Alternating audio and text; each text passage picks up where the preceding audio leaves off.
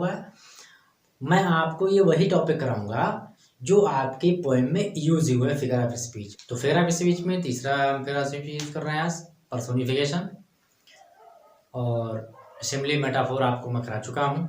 अगर उसका वीडियो आपने नहीं देखा किसी का, तो उसका वीडियो का लिंक दोनों का मैं इसके लास्ट में दे दूंगा। और प्लीज़ आप लोगों से रिक्वेस्ट है कि आप जो लोग भी देख रहे हैं चैनल को सब्सक्राइब करें, अपने दोस्तों को कराएं, जिससे कि हमारा बन के का टारगेट पूरा हो जाए। ये आप लोगों पर ही निर्भर करता है। तो आप लोग चाहें तो एक एक स्टूडेंट अगर दो को करवा देगा तो भी हमारा टारगेट बनने का पूरा हो जाएगा। प्लीज़ इस बात पे थोड़ा हमारा ध्यान दीजिए, ताकि हम भी आप लोगों को लाइव आके पढ़ा सकें। ये हमारी आपसे रिक्वेस्ट है। शुरू करते हैं वीडियो आज का। इसमें हम पर्सोनिफिकेशन पढ़ेंगे।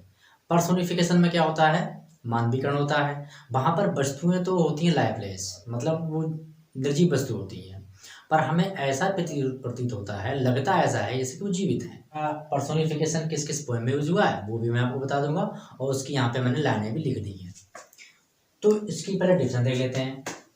पर्सोनिफिकेशन, इसको मानवीकरण कहते हैं। लिखा है lifeless objects and abstract ideas और थॉट ऑफ एज लिविंग, मतलब कि जो निर्जीव वस्तुएं हैं और abstract आइडियाज, कुछ विचार हैं हमारे, कथन हैं, और थॉट्स, उनके विचार, सोच, ऑफ एज लिविंग, वो मतलब जीवित प्रतीत होते हैं, जैसे कि वो जीवित हों। विंग्स, जीवित विंग्स मतलब कि सजीव वस्तुएं हैं, सजीव हैं, वो जीवित हैं। सोज इन पर्सोनिफिकेशन, पर्सोनिफिकेशन में हमें ये देखने को मिलता है, यह पर्सोनिफिकेशन इस चीज को शो करता है, दिखाता है। अब ये कब कब आया है, 2013 में आया है, 16 में आया है, 17 में आया है, 18 में आया, 19 में आया, 20 में आया, 21 में एग्जाम नहीं हुए हैं, तो ये 22 में भी आने के चांसेस हैं इसके, क्योंकि आपकी जो पोएम है second an elementary school classroom in a slum, ये हट कीपिंग क्वाइट, तो इसमें भी पर्सोनिफिकेशन का यूज हुआ है। सेकेंड पोएम में भी इसका यूज हुआ है। तो अब इसको एग्जाम्पल इसके देख लेते हैं कैसे। जैसे एग्जाम्पल में क्या दिया हुआ है, opportunity knocks at the door what once, मतलब कि अवसर जो होते हैं वो हमारे दरवाजे को खटखटाते हैं, हमारे दरवाजे पर दस्तक देते हैं। ठीक है, अवसर, अब अवसर हमें दिखता तो है नहीं। Next, anxiety is sitting on her face, मतलब गुस्सा, उसके फेस पर गुस्सा होती है, ये सही है, पर दिखती नहीं, तो यहाँ पर मान भी करना। Experience is the best teacher, मतलब अनुभव जो है वो सबसे अच्छा अध्यापक है। अब अनुभव हमें दिखेगा तो है नहीं, तो वो हम फील कर सकते हैं। ठीक है, तो यहाँ पर हमारा पर्सोनिफिकेशन है, हर फेस पर्सोनिफिकेशन है। अपॉर्चुनिटी एट द डोर, ये भी हमारा पर्सोनिफिकेशन है। लव इज ब्लाइंड, ना प्यार दिखता है, और प्यार कैसा होता है, अंधा। अब वो अंधा है कि देख रहा है उसे, ये हम देख थोड़ी पाते हैं। What patterns to prevent that murmurs soon replies, ये पोएम है आपकी जॉन मिल्टन की, लास्ट ईयर कोर्स में थी ये, और इस पोएम का नाम था ऑन हिज ब्लाइंडनेस। तो ऑन हिज ब्लाइंडनेस पोएम है, उसकी ये लाइनें हैं।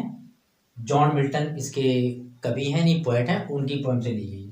तो यहाँ पर भी क्या, बट पैटर्न्स, धैर्य में रोकता है, प्रिवेंट रोकता है, मर्मर सुन रिप्लाइज, और जल्द ही उसका हमें आंसर मिल जाता है।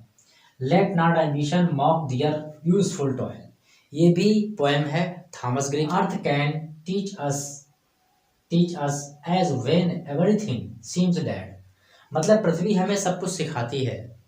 क्या सिखाती है, व्हेन एवरीथिंग सीम्स डेड, और जब हमें वो प्रत्येक वस्तु निर्जीव यानी कि मृत महसूस होती है, मरी हुई प्रतीत होती है। Civilised down riding the old cities, तो ये आपकी पोएम है, सेकेंड पोएम में दिया हुआ है, जो मैंने आपको नाम बोल चुका हूँ। 8वां एग्जाम्पल आपका है, पोएम सेकंड का है, school classroom in a slum. ठीक है, ये स्टीफन स्पिंडर के द्वारा लिखी गई है।